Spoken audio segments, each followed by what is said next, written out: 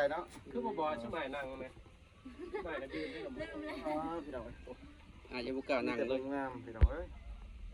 สาวสุภาพมังกรมานี่สบายดีFCเนี่ยสบายดี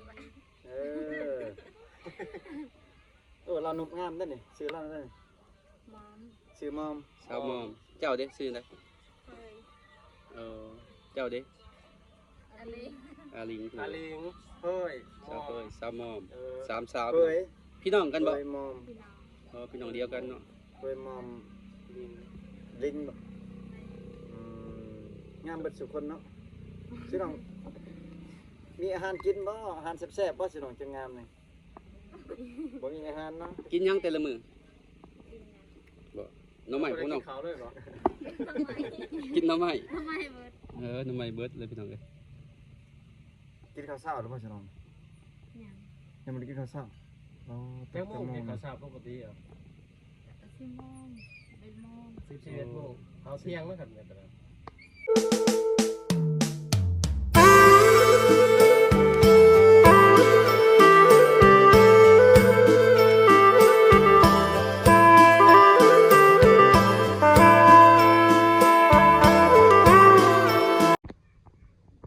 สักทายสบายดีพี่น้องเนาะแต่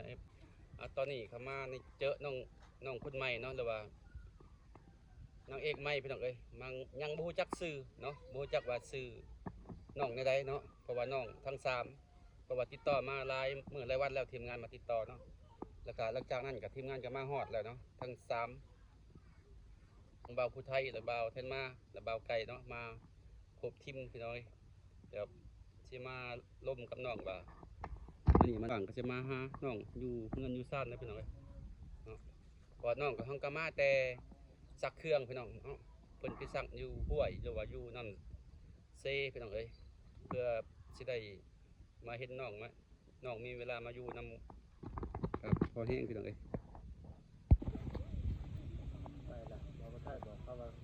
พี่น้องเลยทีมงานกำลังตามหลังน้องพี่น้องเลยกำลังเอามาเมื่อนี้ให้บ่าวผู้ไทยบุกขึ้นก่อนพี่น้องเลยจัดสิบุกไปใช้บ่าวผู้ไทยและขึ้นเพื่อนขึ้นซ่านน้องไปแล้วว่าน้องเป็นเซิร์นขึ้นประเด็นบ่เอาจะขึ้นก่อนบัดนี้หลายเถื่อหลายทีค่อยเอาไปพี่น้องเลย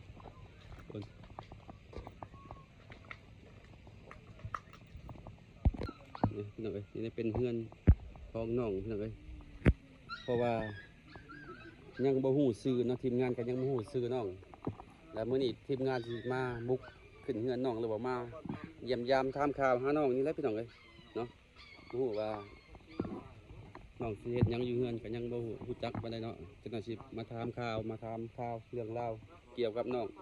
การอยู่การกินหรือว่าการไปมาเนาะเอาขึ้นก่อนเอาเจ้าทีมงานยืนใช้ไล่เพื่อนเอ้ยคุณ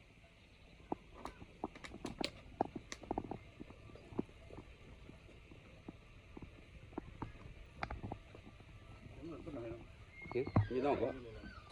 ได้เนาะคือบ่ชื่อใหม่นั่งไหมใหม่ก็ยืนได้กับพี่น้องอาจจะบุกกล้านั่งเลยงามพี่น้องเอ้ยสาวสุภาพมังกรมานี่สบายดีFCเนี่ยสบายดีเราหนุ่มงามได้นี่ซื้อเราได้นี่มอมซื้อมอมสาวมอมเจ้าเด้ซื้อไหนเจ้าเด้อาลิงเฮ้ยสาวมอมสามสาว เฮ้ยพี่น้องกันบ่มอมพี่น้องเดียวกันเนาะเฮ้ยมอมลิงบ่งามเบิดสุคนเนาะสิน้องมีอาหารกินบ่อาหารแซ่บๆบ่สิน้องจังงามนี่บ่มีอาหารเนาะกินยังแต่ละมื้อบ่น้ำใหม่พวกน้องเขาด้วยบ่กินน้ำใหม่เบิดน้ำใหม่เบิดเลยพี่น้องเลยกินข้าวเช้าหรือบ่สิน้องยังบ่ได้กินข้าวเช้าแค่โมงกินข้าวเช้าปกติอ่ะ10 โมง 11 โมง11 โมงเอาเที่ยงแล้วกันเนี่ยตอนนั้นแสดงว่ามื้อนึงกินข้าว2 คาบแสดงว่าลดหุ่นเนาะบ่กินข้าวเช้าถ้ากินตอนเที่ยงคือว่ากินน้อยเลยคือบ่กินทุกคาบเลยเช้าเที่ยงแรง บ่มีแนวกินถ้าข้าวนี่พอมีอยู่บ่ข้าวนี่หรือว่าข้าวนี่ขาดข้าวนี่ก็บ่มีบ่ข้าวบ่พอกินเนาะข้าวหน้าสัตว์ป่านี่ก็บ่พอ เฮ็ กิ ด น ได้ เนาะ ซื้อบ่ครับจ้างมาได้ซื้อบ่ซื้อเขา ซื้อมันมีเงินซื้อมี แสดงว่าอาศัยไปรับจ้างเนาะเฉพาะคือว่าน้องเพิ่นไปรับจ้างเนาะช่วงนั้นเนาะช่วงเฮามาเจอน้องใหม่ๆเพิ่นว่าไปรับจ้างอยู่เวียงอยู่สวรรค์พุ่นล่ะพี่น้องเอ้ยเพิ่นก็มาล่ะ แต่ตัวนี้มาฮอดเวียงน้องเลยเนาะฮอดเมืองน้องคือเก่าก ลับมาเมืองนอก กลับมาเมืองน้องพี่น้องเอ้ยเพราะว่าน้องก็2-3 เดือนไปเฮ็ดเวียงอยู่เวียงก็กลับมาคือเก่าเพราะว่าอยู่บ่ได้พี่น้องเนาะเพราะว่า พี่น้องบ่ได้ของพวกออกสวนบ่แต่ละมื้อแล้วบ่ดำนาแล้วบ่ดำนา พวกน้องก็เฮ็ดให้กันบ่โอ้หน้าก็เฮ็ดโอ้แต่ละปีเข้าได้จักเป่า 40 เป่า 40 แต่บ่กลุ่มกินเนาะ คนร้ายว่าจะนี่ จักคน เก่า 9 คนป้า 9 คน บ่ได้กลุ่มกินพี่น้องเอ้ย คือน้องน่ะเป็นไอ้กกบ่ เอ้ยคอยเอ้ยกบเอาตัวเลย เอ ผม บ้านตะกอน เอาอยู่บ้านตะกอเพื่อนน้องนี่จักคนจ้ะจักคน5 คน 5 คน เป็นภาษาลาวอยู่ติเป็นเบิดเนาะ เคยไปเฮ็ดเวียงคนบ่คน3คน เออ มีแต่น้องไปให้ได้ผู้ใหญ่ไปเนาะ ตะกี้น้องเข้าโรงเรียนอยู่บ่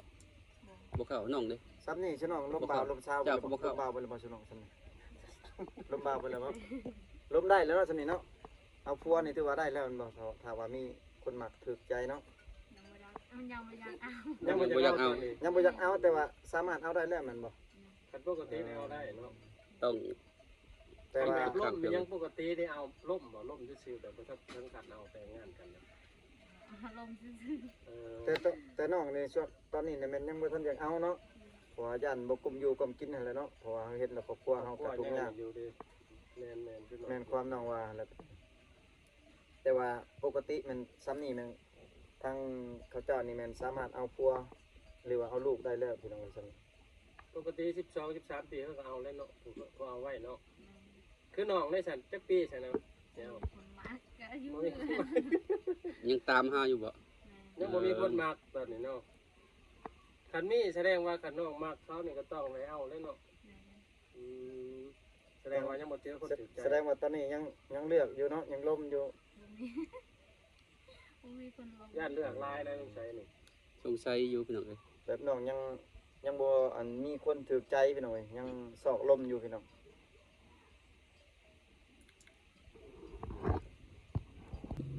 ตอนนี้เอาขึ้นมาเฮือนน้องๆพี่น้องน้องเพิ่ยเนาะอยู่เฮือนเนาะแต่ว่าเฮือนบ่เฮือนน้องนั่นอยู่ไสอยู่สวนบ้านผม ไกลเนาะ ผู้ชาย พี่น้อง ชุดน้องน่ะเป็นหมู่กันบ่หรือว่าเป็นพี่น้องกัน พี่น้อง พี่น้องนอนนำกันบ่นอนอยู่เฮือนไผนอนเฮือนอลิง ไปเบิด3นี่น้อง3คนนี่คือเพิ่นนอนอยู่เฮือนตัวเอง สาวโสดน่ะ3คนบ่พี่น้องนอนอยู่หั่น ไม่ เออมีผู้บ่าวมาไปล้มอยู่บ่แต่ละมื้อ แม่นบ่จะว่าว่าข้างในบ่แห้งบ่จัก คนตก สงสัยอยู่ ฝนตกน่ะบ่มี ช่วงนี้ช่วงฝนเนาะก็เลยบ่มีผู้มาลิ้นน้ สมมุติว่ามีผู้บ่าวขึ้นไปล้มนี่เขาเจ้าขึ้นอยู่ในห้องเลยบ่ล้มน่ะพี่น้องนอนอยู่ในห้องบ่พี่น้องบ่ได้ขายขนมติอยู่ในห้อง งานว่าปกติขายเครื่องกันมา ขายเครื่อง เบาๆก็จังได้ซื้อซอยเลยเลย พี่น้องบ่ได้ขายแสดงว่าเข้าห้องได้เลยได้อพี่น้องเอ้ยแบบเขาเวลาไปล้มหรือว่าไปหยอกเวลากลางคืน ำปกติผู้บ่าวมาลิ้นน้ำนี่จักโมงก็เจ้ามา แต่ละมื้อ ไป7 โมง8 โมง โอ้แล้วจักโมงของเจ้ากลับ แจ้ง ทำได้ก็ อิงตาม กลับ อิงตามเนาะ ได้ อย่าว่า กลับเลยได้ค่ะ บางทีเขายังอยู่ แจ้งเลยบ่ แต่ก็ได้บ่ ได้ พี่น้องบ่หิวนอนบ่ ยากมากเลย แต่อดเนาะ แต่ว่าบ่กล้าบอกเขาเจ้ามื้อให้แม่นบ่เอ คือแบบลักษณะมีแนวร่มกันหลายเนาะ แม่ การสมแบบว่าเฮาไปดินเช้านี่พวกฮอดได้ฮอดแจ้งเลยลูก สิว่าสิอ้ายไปเล่นน้ำอยู่สัดแจ้งก็ได้บ่ ได้ อืม ได้เบิดเด้อพี่น้องเอ้ย แสดงว่าฮีดเขาเจ้านี่ถือว่าซ้ำเป็นกันเองพี่น้องเอ้ยเพราะแต่ว่าอย่าเฮ็ดผิดฮีดเนาะเฮ็ดแนวอื่นบ่ได้ติแล้วขึ้นไปเหยาะในห้องนี่ถ้าเฮ็ดแนวอื่นนี่ผิดฮีดนั่นเนาะ คือตัวอยางว่าพิษฮีดแล้วฮีดไม่ยังสิเจับประมาณสมมุติว่าเนาะ ควาย เป็นควายเป็น กล้วยไปแล้วเนาะผิดฮีด โอ้ อ้ำบ่ได้เฮ็ดหยังกับพิธีบ่ เห็นยังก็ว่าได้พิษ บ่ แต่ ผิด บ่เฮ็ดหยังบ่ผิดเนาะถ้าเฮ็ดก็ผิดเนาะ คือบางบ่อนนี่ถ้าผู้หญิงนั่งหรือว่าผู้ชายนอนแล้วได้ผู้หนึงนอนผู้หนึงนั่งเลยได้เนาะอยู่หั่นนำกันเนาะ ได้ คือกันบ่ คือกันบ่ นอนเที่ยงกันคือบ่ได้เฮ็ดหยังกับพิษบ่ นอนซื่อๆก็ผิดเนาะแต่นั่งซื่อๆปานนี้บ่ได้ผิดติ เขียนว่านั่งซื่อๆปานนี้ก็ผิดโอ้ยตาย คิด แล้ว ว่าผิดพวกอ้าย3คนแล้วแหละสิเสียงัวเสียควายแหละ มานั่งเฉยๆเลย มานั่งซื่อๆก็เสียงัวเสียควายบ้าตบพี่น้องเอ้ย จะได้ปุ๊บลงเฮือนนะพี่น้องเอ้ย มีหันค่าบ่อยู่นี่อยู่บ้านน้องมีบ่เขาขายเครื่องขายของ นี่ จัดห้าน เขาขายอยู่เหมือน จัดจัดบอนเขาขายอยู่บ้าน คือชาวบ้านน้องเวียดบ่ได้มาขายบ่มีแต่เขาเฮ็ดอยู่ขายอยู่เฮือนเนาะ จักบอนละห้านน่ะเขาขายอยู่ในเฮือนน่ะ สอง 2บอน ลายเลย ลาย ขายอยู่เหมือน อืม มีหางเห็น อืมน้องเท่านั้นค่ะเฮ็ดขายคือกันซื้อเบียร์มาอันเนี้ยผู้บ่าวมาก็มาลิ้นเนาะ อยากขายอยู่บ่คันว่ามีเงินนี่อยากซื้ออยากขายอยู่บ่ขนมน่ะ แต่บ่มี ประมาณเท่าไหร่จึงเอางบไปซื้อนะขนมทุนไปประมาณเท่าไหร่ อ๋อบ่เคย บ่เคยขายบ่ ได้ประมาณ2ล้าน3ล้านนี่ได้บ่ประมาณได้บ่ขนมซื้อได้บ่สำนัก ได้ ขายเท่าละน้อยกันเนาะในกำไรไปซื้อต่ออีก คือเขาเจ้าไปซื้ออยู่ไสเอามาขายอยู่เมืองเนาะไกลเติมจะดีเมืองพี่น้องเอ้ยเพื่อสิฮอดนำบ่าวไทยเนาะ หลายกิโลเติม มี คันว่าซื้อขนมมากับผู้บ่าวมาลิ้นเลยให้กินฟรีหน่อยลุกทึดเลย ผู้ใดผู้บ่าวถูกใจก็เอากินฟรีให้ก็ คือแบบเวลาผู้บ่าวเขาจะมาเล่นนี่เขาซื้อขนมมันยังสู้กินบ่หรือว่าต่างนางว่ากันที่ซื้อกินแต่น้ำ เขาซื้ออยู่บ่ขนมให้ซื้อนอกกินมีการบางคนเนาะหลายคนบอกเขาเจ้ามานี่ ได้แต่ทันคนตกเองเขาบ่ไป คือแง่พ้นนี่เนาะ คือผู้บ่าวมาลิ้นมาพวกน้องก็เคยยอกเขาเจ้าอยู่บ่อ้ายซื้อขนมให้กินนี่เคยบอกเว้าอยู่บ่เคยเว้ายองกันเนาะแต่ว่าผู้บ่าวก็ซื้อให้อยู่บ่ เกิดบางคน เออบ างคนก็บ่มีเงิน แต่เฮาก็ต่างย่องกันนี่เนาะ เขามาเนี่ยเขานัดกันในบ่เขาเสร็จบอกกันในบ่หรือว่าเขาต้องมาหลอก ต้องมาลอง เขาต้องหู้เนาะว่าเพื่อนจะโสดนอนอยู่ครับ หลอกงาเลย ปกติมาจะคนหลายสุดประมาณนี้ ผู้บางได้ ได้บ่10 คน ได้ อ๋อ ขึ้นได้ถ้าขึ้นมานั่งวงอ้อมเลยรวมกันจักเว่ายางเว่ายาเลยเนาะ หรือว่ามาฮอด10คนแล้วเหลือผู้หนึงบ่เอาเมื่อเก้ายังผู้หนึงอย่าเขาเจ้าปะไว้บัดนั้นบ่แม่นบ่บางคนก็ ว่าชนเขาล่มนี่เขาล่มเดี๋ยวได้มาหลายคนแบบนั้นผู้ได้มาผู้นั้นได้ล่มผู้นั้นบ่ ไม่ อ๋อ ใช่มันบ่ใช่ว่าผู้ใดถูกใจเนี่ยก็ล้มดนๆเลยเนาะผู้ใดบ่ถูกใจก็บ่อยากล้มนำบ่ได้ อยากนอน อยากนอนฟ้าแล้วพี่น้องเอ้ยระวังพี่น้อง มันมีสูตรเตือนให้พี่น้องลมบ่าวลมสาวนี่เพราะว่าถ้าว่าผู้ใดถูกใจนี่ลมยาวๆหรือว่าจดสอดแจ้งเพิ่นก็ได้ แต่ว่าถ้าบ่ถูกใจนี่ถือว่า 8-9 โมงนึงไว้น้องจะนอนน้องแต่เพิ่นสบายเลย อีแบะแล้ว แม่นบ่ซ้ำมอมจุดลักมันซ้ำมอมนี่เนาะเลือกได้ ผู้ใดในชุดเบา3คนผู้ใดเข้ามักล่มผู้ใดหลายกว่า ละ โอ้เคย เอาแต่ละเทือเข้ามาแล้วเขามักล่มไผหลายกว่า น้องนิ่งบ่ลมน้องนิ่งก็ลายบ่เพราะว่าลมบ่ลายสิน้องลินเฟซหมดเลยเนาะนี่เนาะซื้อเบิ่งไอ้สิทำอันเฟซน้องๆเนาะ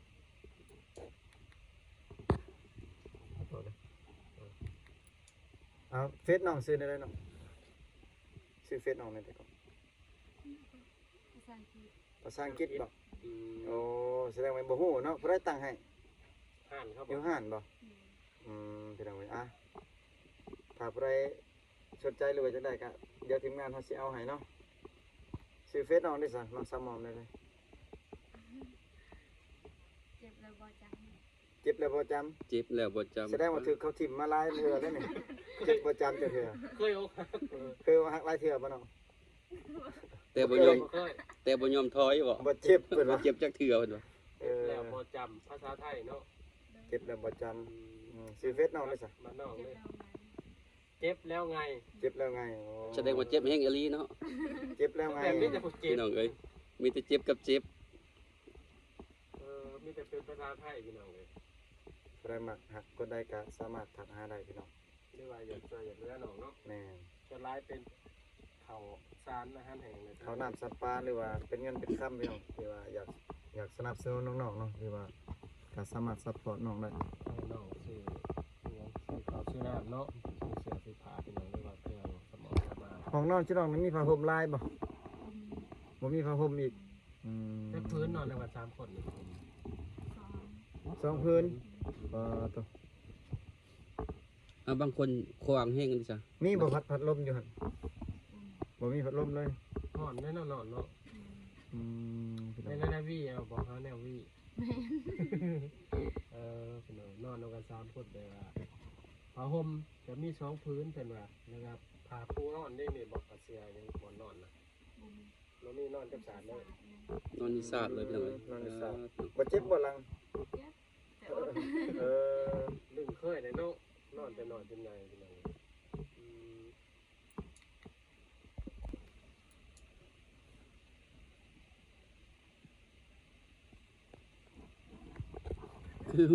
คือพวกน้องนั้น